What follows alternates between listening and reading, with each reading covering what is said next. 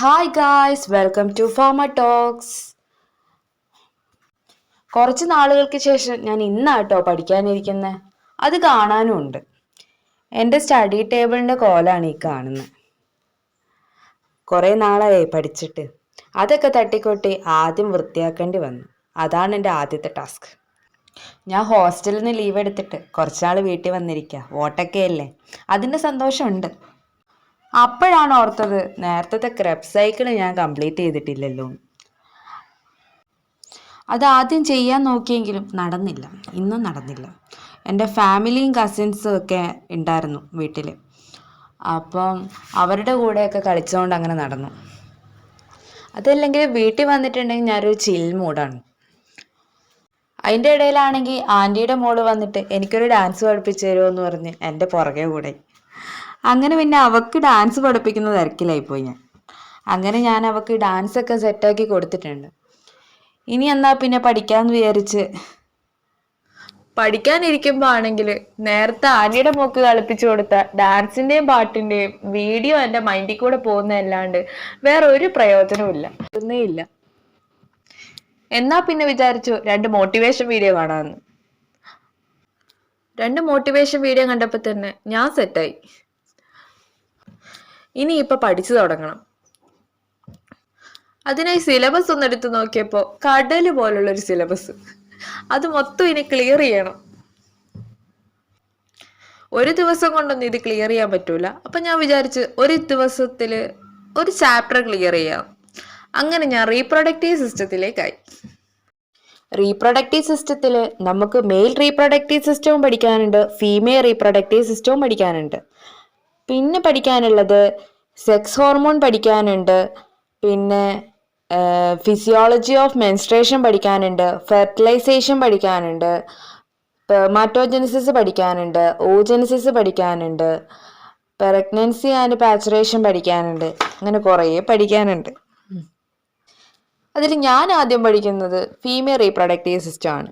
ഈ female reproductive സിസ്റ്റത്തിൽ തന്നെ അതിൻ്റെ ഓർഗൻസിൻ്റെ കേസിനകത്ത് ovary, fallopian tube, uterus, vagina, external gland, mammary gland, അങ്ങനെ കുറേ എണ്ണം പഠിക്കാനുണ്ട്. അത് തന്നെ ഡീറ്റെയിൽ ആയിട്ട് പഠിക്കാനുണ്ട്. ഞാനിവിടെ ടോട്ടോറയാണ് പഠിക്കുന്നത്. ഞാൻ പൊതുവെ ടോട്ടോറ വെച്ചാൽ പഠിക്കാറ് ഈ HAPയുടെ കേസിൽ. കാരണം HAPയിൽ ടോട്ടോറ വെച്ച് പഠിക്കുമ്പോഴത്തേക്ക് എന്തോ ആ ഒരു സബ്ജക്റ്റിനെ കുറിച്ച് ഡീപ്പായിട്ട് എന്തോ ഞാൻ പഠിച്ചു, അങ്ങനത്തെ ഒരു ഇതാ എനിക്ക്.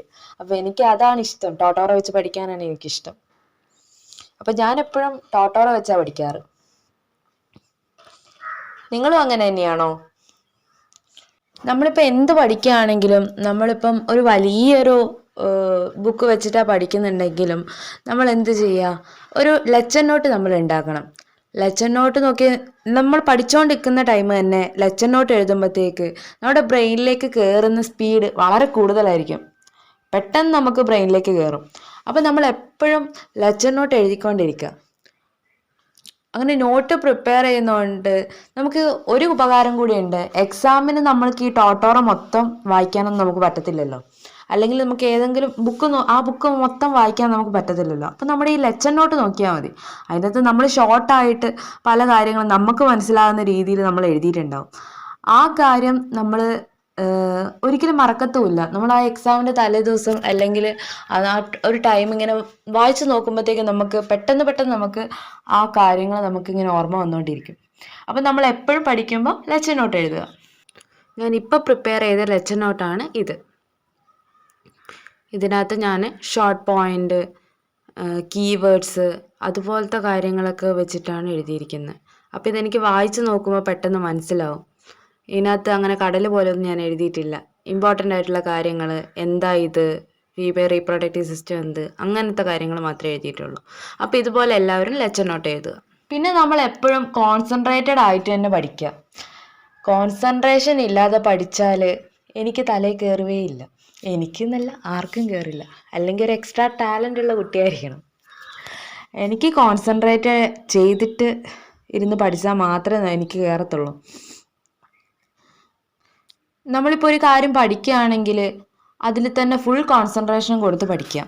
അപ്പം നമ്മുടെ ബ്രെയിനിലേക്ക് കയറുന്ന അളവ് കൂടും, സ്പീഡ് കൂടും, അങ്ങനെ പല കാര്യങ്ങളുമുണ്ട്. പിന്നെ നമ്മൾ എന്ത് പഠിക്കാനിരിക്കുമ്പോഴും ഇത് എന്നെ കൊണ്ട് പറ്റും, ഇത് വളരെ എളുപ്പമാണ് എന്നുള്ളൊരു മൈൻഡ് സെറ്റ് വെച്ചിട്ട് നമ്മൾ പഠിക്കാനിരിക്കണം.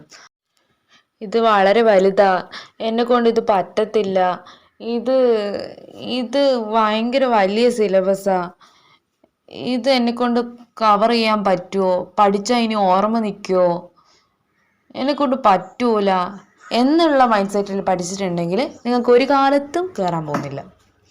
ഇപ്പോൾ പഠിച്ചുകൊണ്ടിരിക്കുന്ന സാധനം കയറൂല എന്ന് മാത്രമല്ല, നിങ്ങൾ നേരത്തെ പഠിച്ചു വെച്ച സാധനം കൂടെ മറന്നു പോകും. അപ്പം നമ്മൾ എപ്പോഴും എന്ത് ചെയ്യണം, പഠിക്കാൻ പോകുന്നതിന് മുന്നേ തന്നെ നമ്മൾ പറയുക ഇത് ഭയങ്കര എളുപ്പമാണ്, എന്നെ കൊണ്ട് പറ്റും, ഇതൊരു അരമണിക്കൂറിനുള്ളിൽ കവർ ചെയ്യാൻ പറ്റുന്നതേ ഉള്ളൂ എന്നുള്ള ഒരു മൈൻഡ് സെറ്റിൽ പഠിക്കാം. അപ്പോൾ നമുക്ക് ഈസി ആയിട്ട് ക്രാക്ക് ചെയ്യാൻ പറ്റും. അപ്പം ഞാൻ ഫീമെയിൽ റീപ്രൊഡക്റ്റീവ് സിസ്റ്റം പഠിച്ചു കഴിഞ്ഞിരിക്കുകയാണ്. ഇനിയിപ്പോൾ നാളെ മെയിൽ റീപ്രൊഡക്റ്റീവ് സിസ്റ്റം അങ്ങനെ പോകണം. പിന്നെ അപ്പോൾ ഇന്നത്തെ വീഡിയോ ഇത്രയേ ഉള്ളൂ ഗായ്സ്. എല്ലാവരും ഫാർമ ടോക്സ് ലൈക്ക് ചെയ്യുക, ഷെയർ ചെയ്യുക, സബ്സ്ക്രൈബ് ചെയ്യുക. Bye guys.